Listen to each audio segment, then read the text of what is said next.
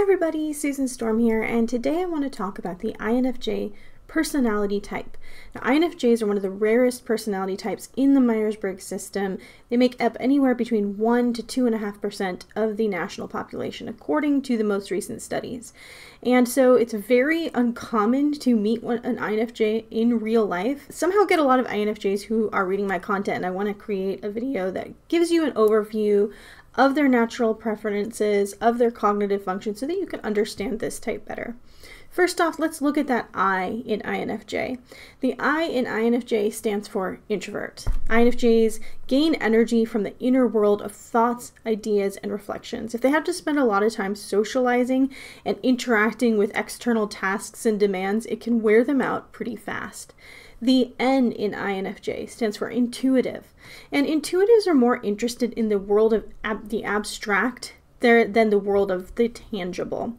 So they're always looking for what's going on behind the scenes, and they're always looking for depth and insight more than they're looking at the actual concrete realities of the world around them.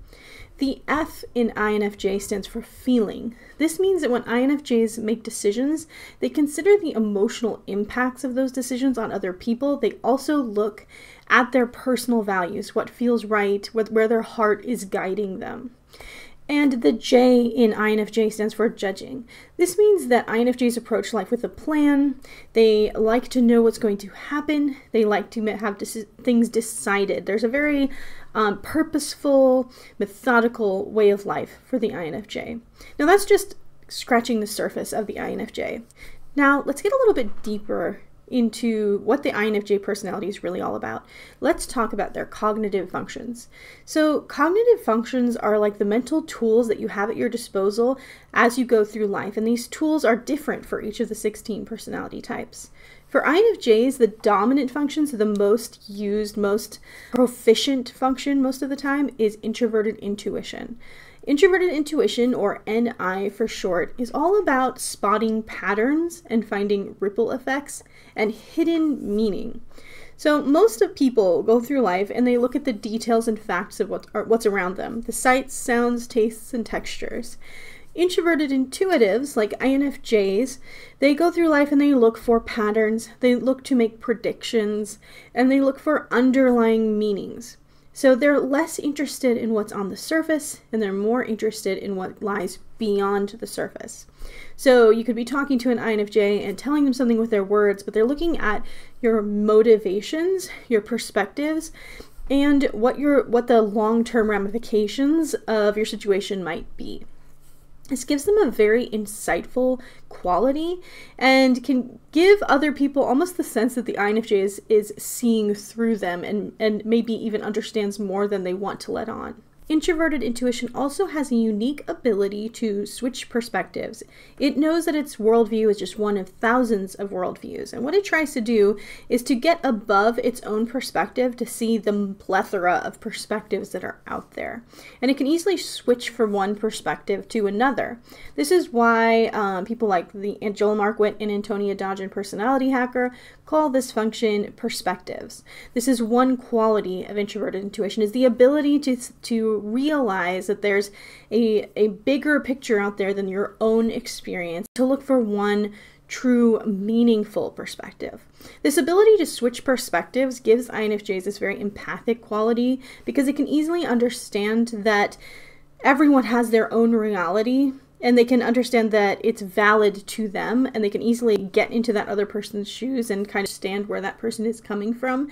And it makes it hard for them to really get very hateful of any particular person, because it's easy for them to see how one person's story informs their perspective. They aren't imbuing their own perspective onto everyone else. Another quality of introverted intuition is this ability to get epiphanies or insights seemingly out of thin air. So the introverted intuitive mind is constantly synthesizing all this data and trying to process what it means for the future, what the underlying meaning of it all is. So while this is happening, often the brain will spit out a result or an insight it seems very out of the blue for the INFJ, but if they were to really think about it for a long time, they could put together all the pieces of how that insight came to them. But it may just happen in the shower. You're taking a shower, you're thinking about what you got to do today, and all of a sudden, bam, there's an insight into a relationship or a situation or something happening at work or something happening politically, and you just know this is a really meaningful insight and you need to share it.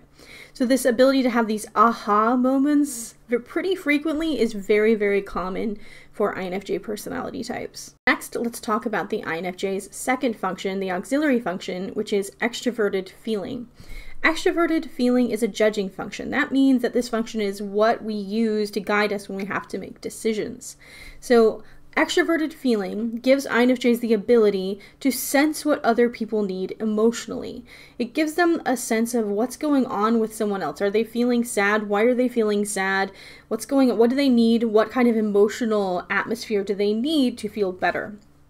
Extroverted feeling types tend to cultivate harmonious atmospheres. So they prioritize harmony and they try to make sure that as much as possible, everyone is getting along and getting those needs met. Sometimes this means that they can forget their own needs in the process of tending to other people's needs. It can also mean that they overextend themselves socially. INFJs are introverts, but some people call them the most extroverted introverts because they do tend to prioritize their relationships and they do tend to give a lot to other people. But in the process of doing that, sometimes they wear themselves out really, really fast, and then they have to disappear from humanity for a while in order to recharge. And then the same people who are used to them being there for them over and over and over again sometimes can get angry because the INFJ is not acting the way they expected, and the INFJ is taking space for themselves, and it can feel like the INFJ has just vanished from thin air. And it's really important for people who are in relationships with INFJs, who are friends with INFJs, to allow them this space, because usually this is the result of them overdoing it for other people, because it tends to be hard for them to say no if they feel like someone really needs something, if someone is really going through it emotionally. Extroverted feeling also means that INFJs have a profound awareness of social values and social customs. They can easily sense what is expected in any particular situation. They will know how to have good manners, how to be tactful, polite, and considerate, and supportive. They will know and sense when they enter a cultural sphere where the expectations are different than they were in the last cultural sphere they were in. For example, if you go to church on Sunday morning, they'll probably understand what the expectations are in the way that they should present themselves, versus if they go to a party with their friends at college, they're going to understand it's a totally different set of social expectations. INFJs also have the capacity to be social chameleons. They know how to turn up and down the volume on certain parts of themselves in order to make other people feel comfortable. Now, sometimes this can mean that they feel like they're not truly being themselves in social situations when extroverted feeling gets inflated or goes a little bit too far. And this is why it's important for INFJs to get those regular bouts of alone time where they can check in with themselves and ask themselves, am I really being true to who I am? Am I really saying yes to things I want to say yes to, or am I focusing too much on what everyone else needs? Next, let's look at the INFJ's third function, their tertiary function. This is called introverted thinking. And you might be thinking, wait, INFJs are feeling types, they don't use thinking. But the truth is, every personality type uses feeling and thinking. They just have one with a higher certainty level and a higher maturity level than the other.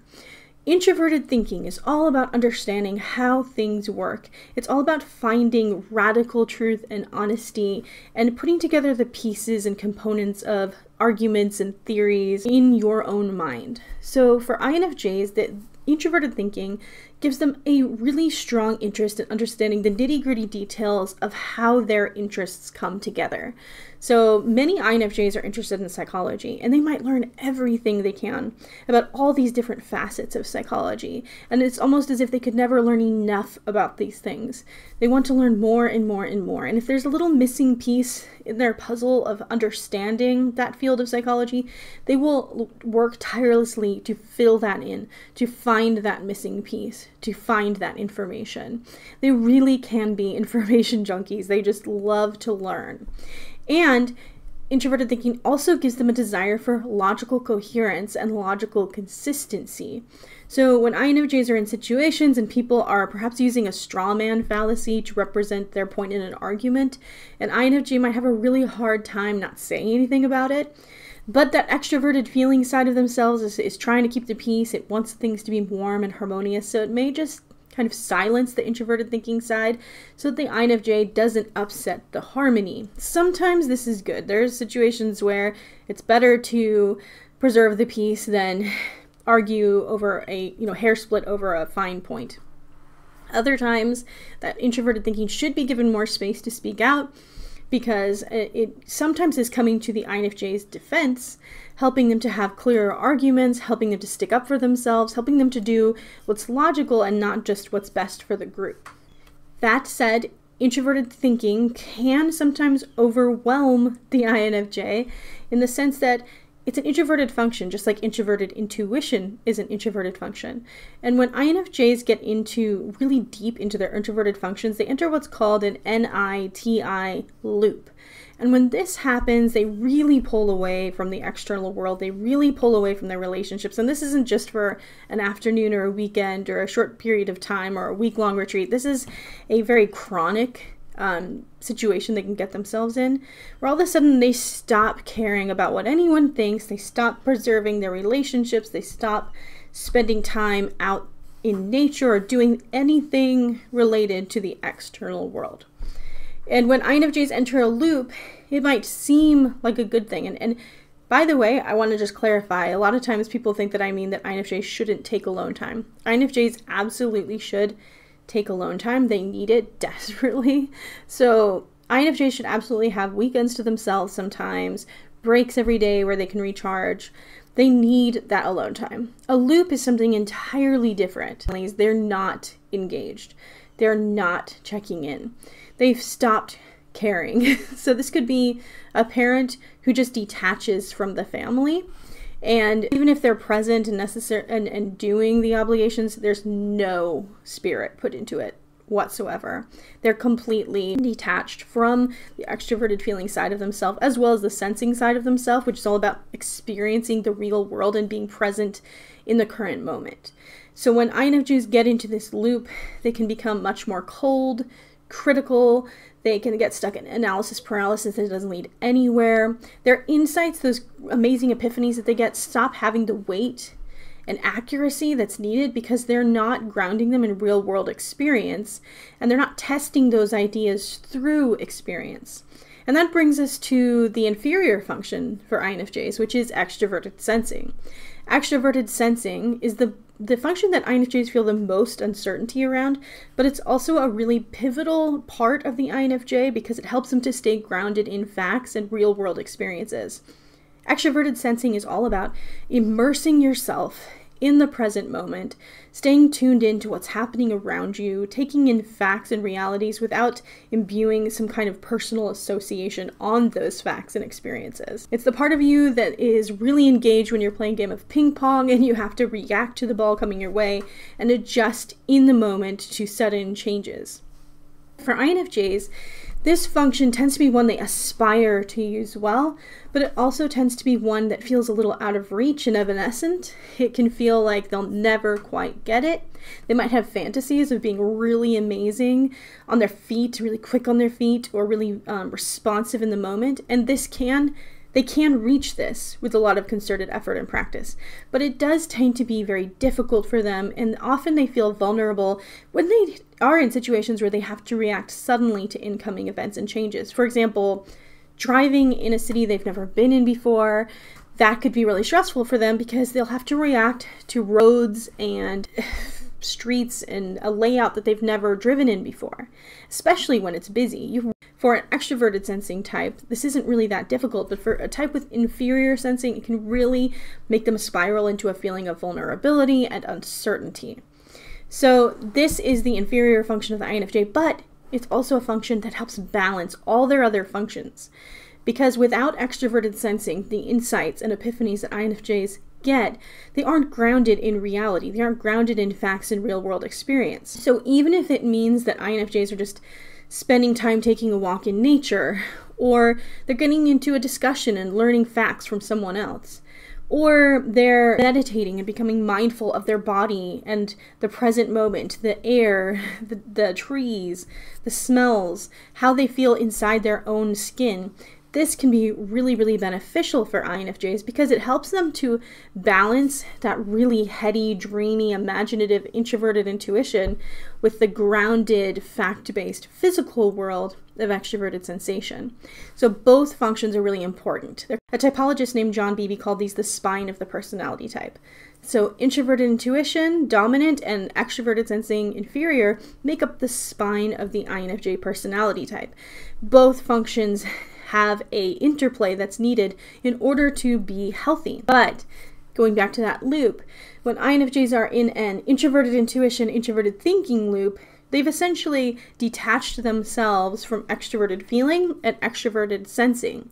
And so when that happens, all these great epiphanies, these insights, these ripple effects and patterns that INFJs are seeing stop carrying much weight because they aren't balancing that with being present in their bodies, with being present in the moment, with having real world experiences that test those insights and that feed the mind with facts and data from the real world. So let's go over just a few signs that you are an INFJ personality type. 1, you seem to get insights and epiphanies that come out of nowhere. And this isn't just, oh, once that did happen or a few times that did happen. It tends to happen regularly. 2, you reflect on ideas and patterns and you're constantly on a search for the grand pattern, the overall meaning of life. This is what matters to you. You're less interested in small talk and the little nitty-gritty details of life than you are in abstract patterns, concepts, and meanings. Why are we here? Why do people die? Why are there all these different religions and what do they have in common and why can't everyone see eye to eye?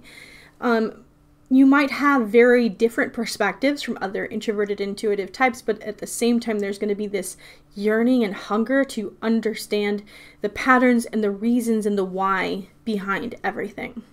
3, you tend to see things as they can ultimately be. You are constantly looking for what's going to ultimately happen down the road.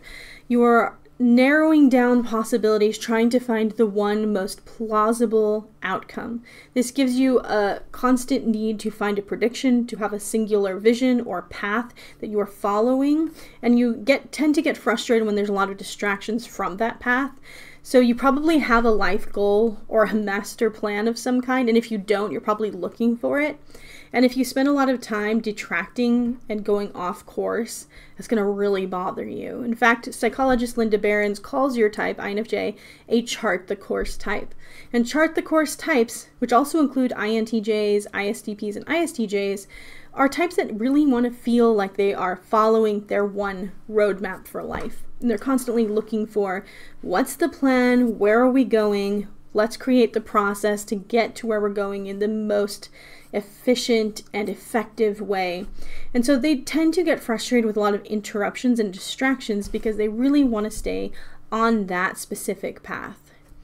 Another sign that you're an INFJ is that you tend to absorb other people's feelings and be able to shift into their perspective very, very quickly. It's very easy for you to have empathy for other people. It's much harder for you to make really quick judgments on other people. And it may even be hard for you to set up boundaries because it is so natural for you to take on other people's feelings and emotions. You interpret the intent behind situations and the meaning behind situations and other people's motivations more than you're interpreting what's just happening on the surface.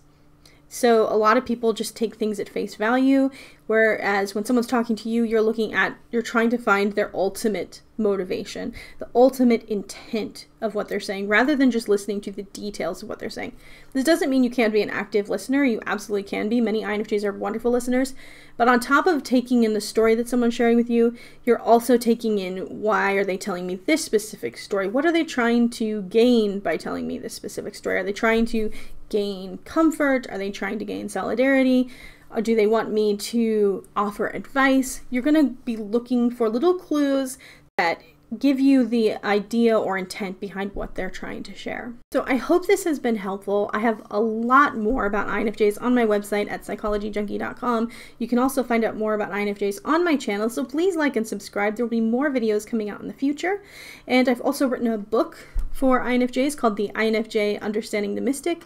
You can find this on my website at psychologyjunkie.com and as well as amazon.com. You can also find a paperback copy of this ebook on amazon.com. Thank you so much, and I will see you next time. Bye, everyone.